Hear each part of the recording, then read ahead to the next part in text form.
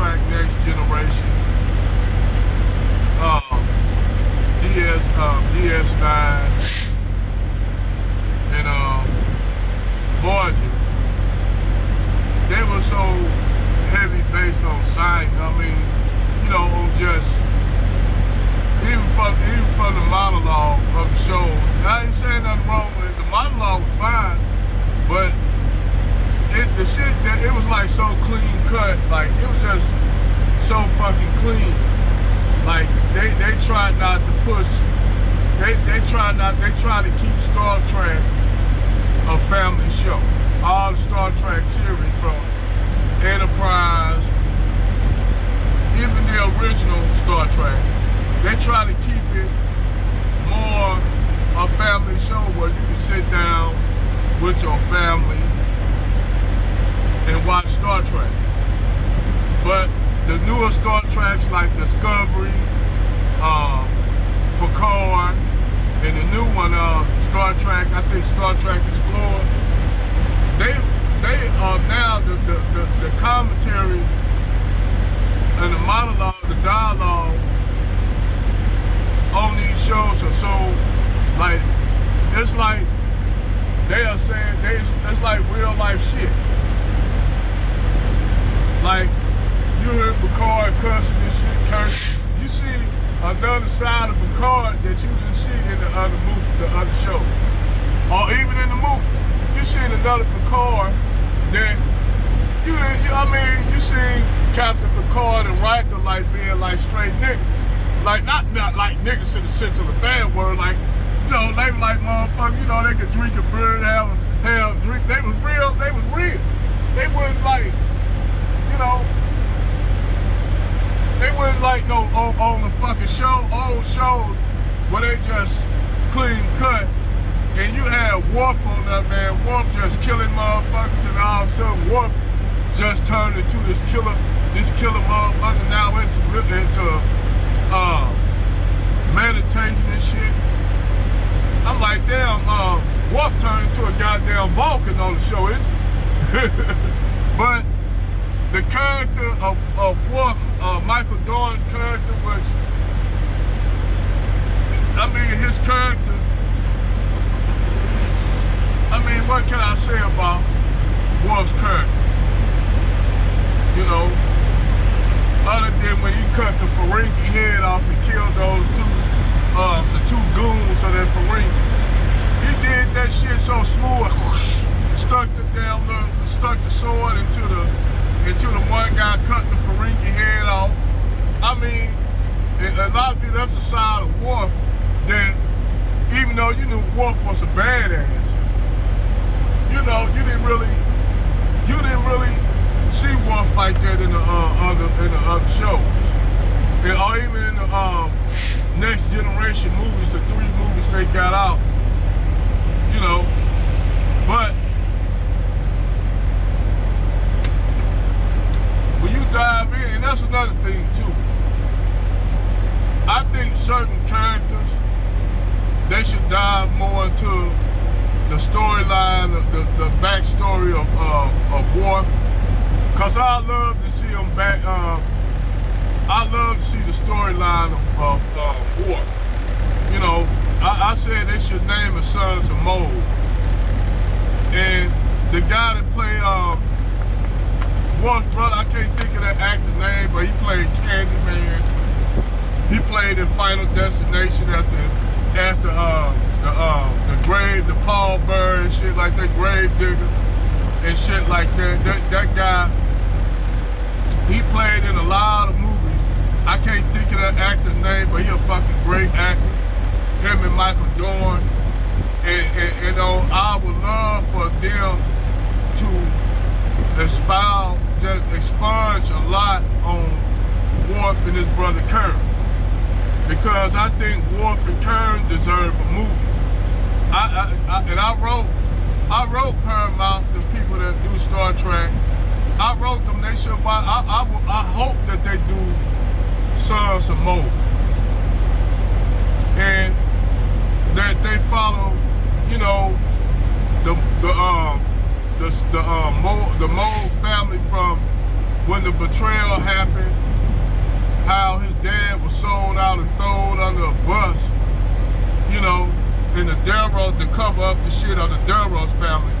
So his dad, his family house, the House of Moog, had tucked the L to save the Empire, which in Deep Space Nine, Dex as Creel told him that the Empire been dying for a long time due to infighting and corruption in the Cleon Empire. Then you had that shit happen years doing Star Trek,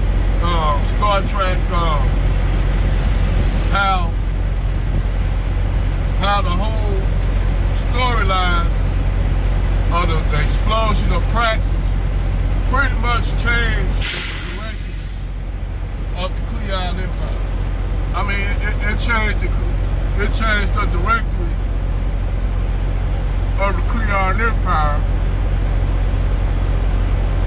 So the Kronos is basically a planet that loses its atmosphere due to the explosion of Praxis.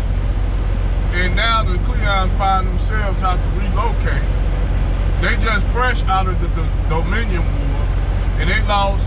The Cleons made up under Galron. Galron made some fucked up decisions that cost the Cleon Empire dearly.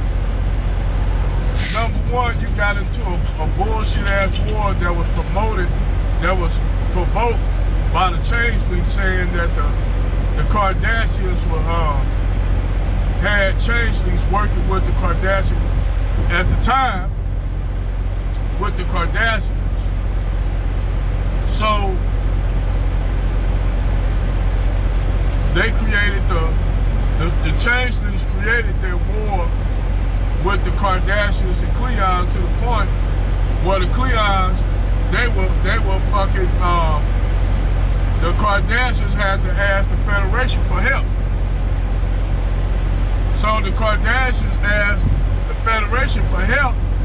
So the Cleons pretty much said, well, since you all working with the Kardashians, and the Kardashians got changelings in their government, we gonna come after y'all. We gonna try to take DS9, which it was a failure. It was a failure, and from that battle, the Cleons lost a lot of ships. From that battle, they lost a lot of people, a lot of warriors. Then on top of that, during the Kardashian conflict, even though they was putting the horrendous pressure on the Kardashians, damn near, the Cleons almost conquered Kardashian. Then the only thing that saved the Kardashians was the Kardashians made a deal with the Dominion. That's the only thing that saved the Kardashians from being conquered by the Cleons. Other than that, the Cleons would have been, the Kardashian would have been another province of Kronos. And you know how that would have been. And the Bajorans would have like laughed at it, because the Bajorans, the way that shit, hey, that's karma. The Bajorans would have laughed at this shit because, hey, they like, hey, well, shit, they occupied our planet. Why should we feel sorry for the Kardashians? Hey, it's karma. You know, so at that point, a lot of the Bajorans, like, they would have been high-fiving the Cleons and shit, you know, on that shit. But due to the Federation, you know, they pretty much, the only thing that saved the Kardashians was Al Dukat going into the wormhole and making a deal with the Dominion. The Dominion, basically, without the Dominion help, the Kardashian and all their territory would have been up under Cleon hands. So that war right there, by the Dominion coming in through the wormhole, pushing a lot of the Cleons' the defense forces, which were now an offensive force, pushing them back into their side of the gap, the Omega Quadrant. Pushing them back to their side of the Omega Quadrant. So And so you got that dynamic. The Cleons lost a lot of shit at that point. So the Cleons, after the Dominion War, they wasn't gonna be the same after that. They would have, number one, they gotta relocate. Half their fleet, damn near majority of their fleet been wiped out. They really don't have a defense force. So the Cleons, it would take the Cleon empire, if not now, not even the empire, years, maybe take them decades and centuries to rebuild to what they were. So at that point, the Cleons are pretty much like the Romulans. Whether the Romulans want to do it or not are dependent on the Federation, because the Romulans lost their planet. Three of the major powers in the Omega and Alpha quadrant are no longer a fucking factor for the Federation. Even though the Federation itself was weakened from all the wars, but they still came out in a better situation than the Romulans and Cleons and the Kardashians. Which it will take the Kardashians years to build up themselves, and they probably gonna have to have a disarmament after them siding with the Dominion. They're gonna have more of a defense force than the aggressive, a more aggression offensive force. They never gonna be the same again. Kronos is never gonna be the same again. Romulus is gonna never be the same again. The only ones that came out standing tall after the end of this shit was the Federation. After the Dominion Wars, they always stood tall, but you know who's gonna be still standing tall over all of them? Who sit back and watch shit happen? Was the Vulcans. The Vulcans are gonna be the ones standing tall, because even though the Vulcans, you notice the Vulcans never helped out the Federation.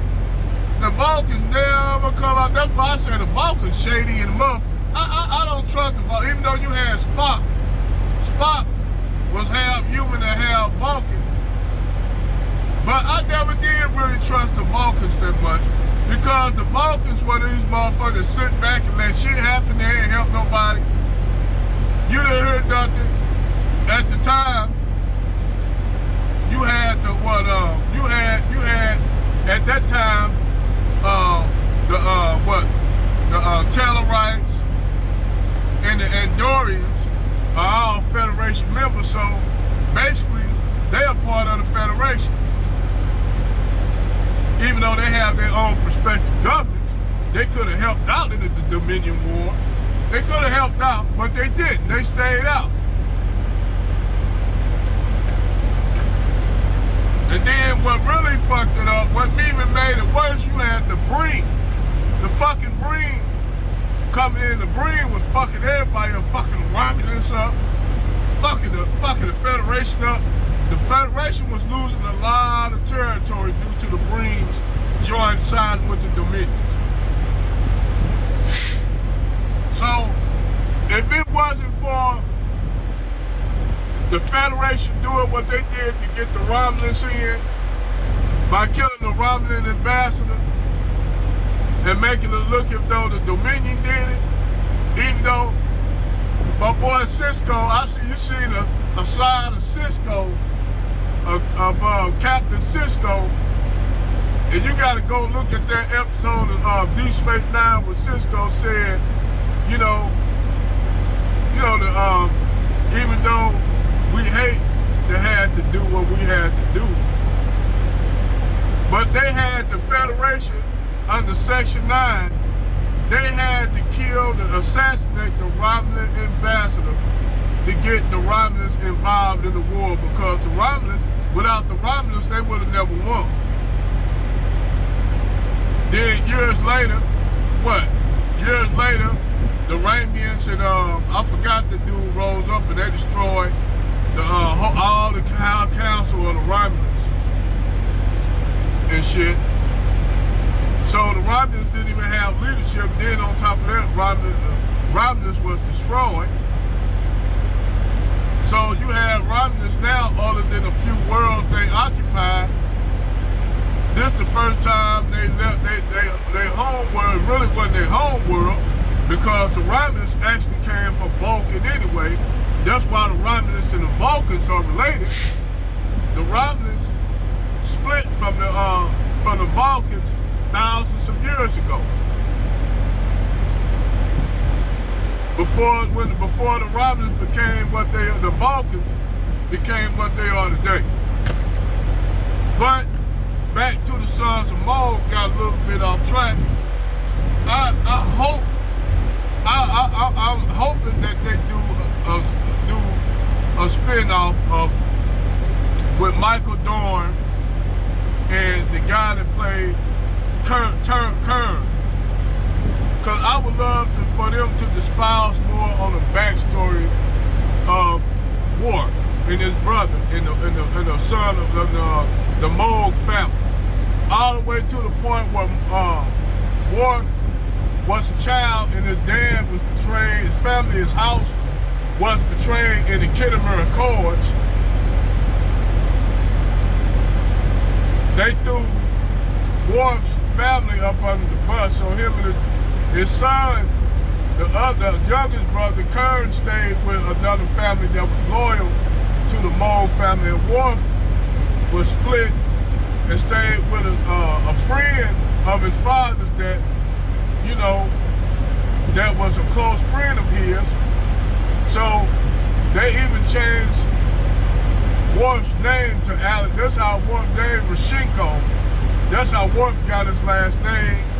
And then the funny thing is, his son got a completely human name. Like, his son, Alexander Rashinkov, got the same name of his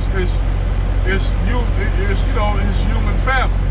So the mother, his mother, which she was half human and half Cleon, like Torres, she gave her son, she had enough respect for Worf to give her son the name Alexander Rashinkov. Even though Worf's mate, Kalar, that was her name, Kalar. Kalar had enough love and respect for Worf. She just, for some reason, she didn't want to marry Worf. That's why I say when everybody always talking about, you know, black women like Clea, no they're not. That's why I say you all didn't understand and look at Star Trek and have an understanding of that part with the Q sending that Cleon woman to Worf. And Worf said, this is not a Cleon woman. You niggas missed that. Actually, Cleon women are more respectable than fucking a lot of these black women who they try to call Cleon women. I say y'all misunderstand. Just like a lot of them always talking about hyenas and lions, misunderstand hyenas. Hyenas are misunderstood. They think hyenas are, you know, hyenas are this and that. Actually, hyenas, a lot of the hyenas kills are stolen by lions. Hyenas are way more successful at catching prey than lions. Even though it's a matriarchy, they are clear, the hyenas are far more successful at catching prey. And a lot of times, the lions, I'm tripping. A lot of times, the lions will steal the hyenas prey, but that's another video that I'm gonna do explaining that, because people don't understand biology. Actually, Cleons, let me stop. Actually, hyenas are actually decent, very decent animals, you know. But I would love for them to just espouse more and make give a spin-off. If they not gonna continue Picard, which I wish they wouldn't cancel it, at least give it 2 more seasons, Dave. At least 2 more seasons. You know, then decide whether you're gonna scrap it, because the show is doing good. The show is doing great. I think they might keep it around 2 or 3 more seasons. And I think Patrick Stewart wouldn't mind that, because Patrick Stewart is making Patrick Stewart money and shit. So, and you know, they're giving everybody else credit. They can bring back Michael Dorn. They can bring back Britt Spider as Data. They can bring back homeboy that play Jordan LaForge, the Reading Rainbow dude. They can bring him back. LeVar Burton, they can bring LeVar Burton back. They can always bring them back because they wouldn't kill. They can always bring them back and make them do another goddamn mission where everybody in the fucking now Starfleet can always use them to come back to save the day. But I would love for them to espouse more on that backstory line of Worf and his brother, him and Kern. You know, I'd love for them to make a whole spin-off of it. You know, so that's my take on that. You know, if you all are Trekkie like me, hey, sub, like my channel, and you know, hit the like button and sub the channel. I like to talk about other things